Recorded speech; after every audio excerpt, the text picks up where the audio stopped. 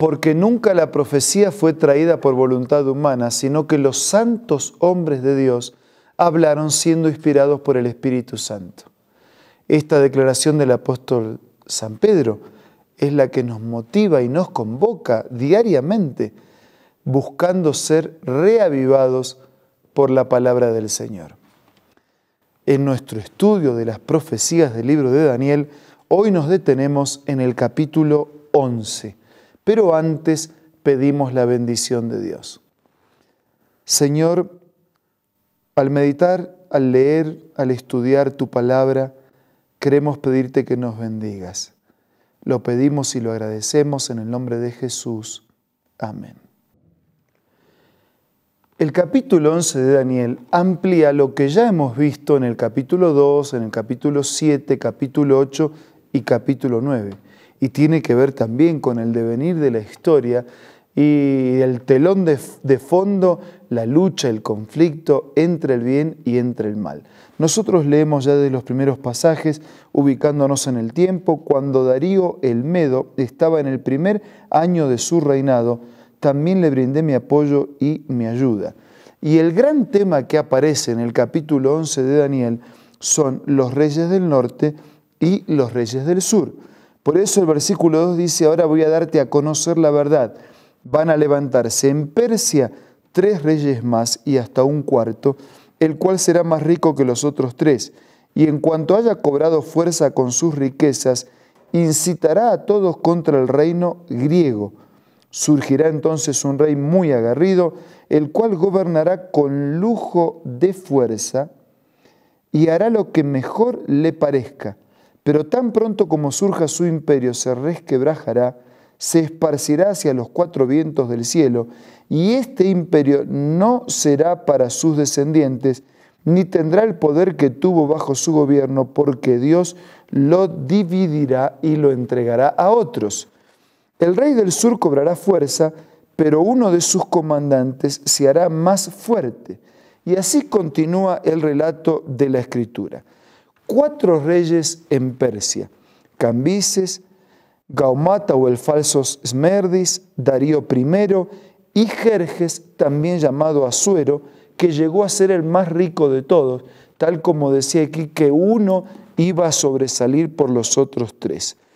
El versículo 2 que hemos leído dice que se haría más fuerte por sus riquezas y que levantaría a todos contra el reino griego. ¿Cuáles son las 2 naciones mencionadas en Daniel capítulo 11, versículo 2? No son otras que Medo-Persia, el segundo imperio mundial que siguió a Babilonia, y Grecia, el tercer imperio de alcance mundial o de alcance universal. El versículo 3 dice que después se iba a levantar un rey valiente que iba a reinar con gran dominio y con mucha fuerza. ¿Quién es ese rey que se iba a levantar en Grecia con valor, con fuerza, con espíritu guerrero? Ese no es otro que el gran Alejandro Magno, conocido por sus conquistas, el poderoso rey de Grecia que conquistó el mundo cuando tenía 32 años y que aunque conquistó todo el mundo, entre comillas, no supo conquistarse a sí mismo y murió víctima de sus vicios e intemperancia a la edad de los 33 años. Después del rey del norte ocupará el trono un rey que para mantener el esplendor del reino enviará a un recaudador de impuestos, pero poco tiempo después este rey perderá la vida, aunque no en el fragor de la batalla. ¿Cuál era la nación que surge en el panorama mundial después de Medo-Persia y de Grecia? Babilonia fue el primer imperio mundial, Medo-Persia fue el segundo, Grecia fue el tercero. ¿Cuál es la nación que va a surgir después? La nación que va a surgir después en el imperio mundial es Roma. Y a través de Roma, en ese mismo imperio que ya estaba graficado también en Daniel capítulo 2, en Daniel capítulo 7 y en Daniel capítulo 8. César Augusto fue el gran cobrador de impuestos, cumpliéndose lo que la palabra aquí en Daniel había expresado. Y si nosotros leemos el versículo 21, dice: y en su lugar reinará un hombre despreciable, indigno de ser rey, que invadirá el reino cuando la gente se sienta más segura y recurriendo a artimañas usurpará el trono. ¿Qué emperador sucedió a ese César Augusto? Fue Tiberio César, que gobernó con las características que Daniel lo había planteado aquí en el versículo 21. Y el 22 dice: arrasará como una inundación a las fuerzas que se le opongan, las derrotará por completo, lo mismo que al príncipe del pacto. ¿Quién es el príncipe de la alianza o el príncipe del pacto?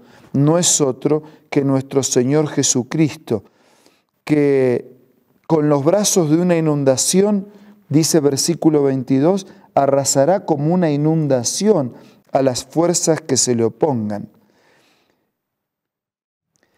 Ese Jesús que era el personaje central del pacto, de la alianza, y que al mismo tiempo era el personaje central del santuario, dice versículo 36, el rey hará lo que mejor le parezca, se exaltará a sí mismo, se creerá superior a todos los dioses y dirá cosas del Dios de dioses que nadie se atrevió a decir. Y su éxito durará mientras la ira de Dios no llegue a su colmo, aunque lo que ha de suceder, sucederá. Es decir, nadie puede ir contra Dios más allá del tiempo que Dios lo permita. Nadie puede hacer las cosas que hace contrarias a Dios más allá del tiempo que Dios permita que tal cosa acontezca. El capítulo 11 focaliza el final de los tiempos en una etapa en que el anticristo o un falso concepto religioso iban a crecer en popularidad y también en preeminencia, y la crisis final entre el bien y el mal en sus últimos capítulos habría de desarrollarse. Quiere decir que esta lucha en términos espirituales, en términos religiosos y en términos de verdad, acontecería también hacia el final de los tiempos.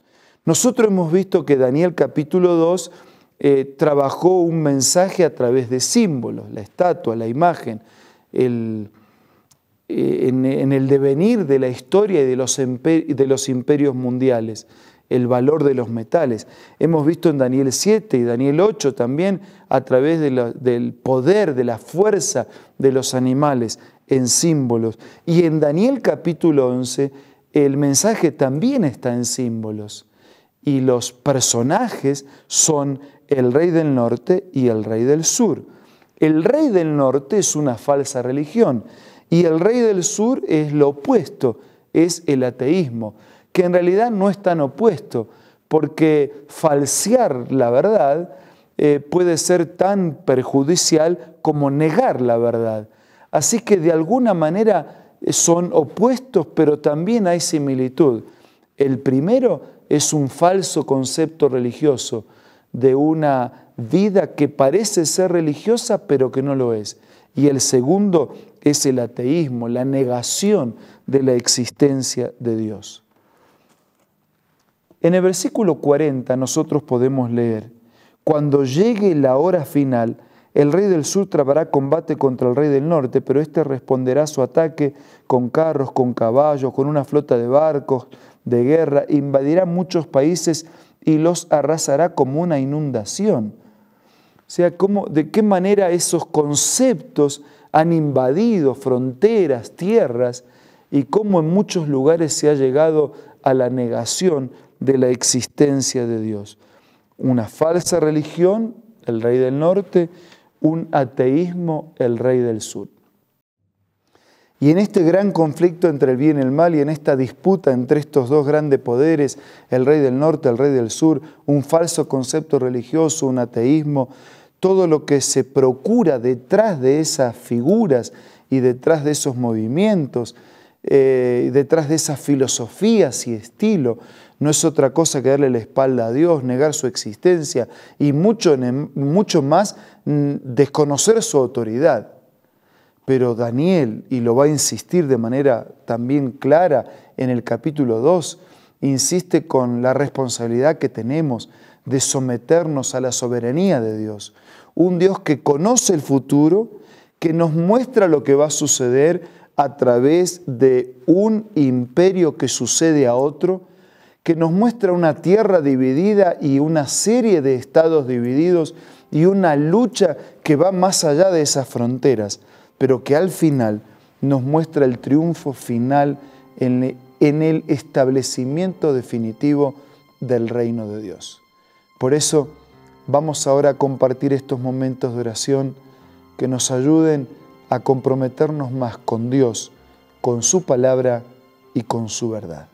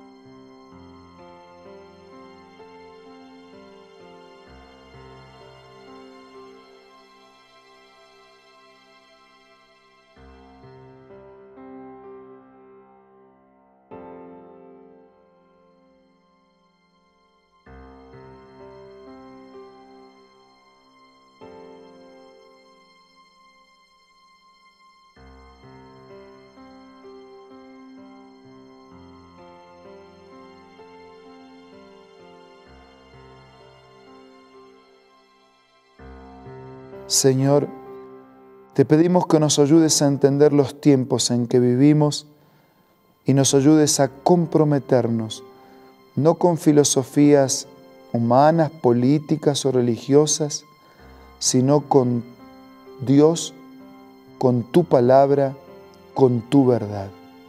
Y ayúdanos a prepararnos para que cuando esta lucha entre el bien y el mal se complete y tu reino sea establecido para siempre, compartamos contigo la eternidad. Bendice a nuestros amigos, te lo pido y te lo agradezco en el nombre de Jesús. Amén. Si usted quiere recibir algún material complementario de estos temas, entre en contacto con nosotros y le haremos llegar de manera gratuita. Mientras tanto, deseo lo mejor para cada uno y para todos. Hasta mañana, si Dios quiere.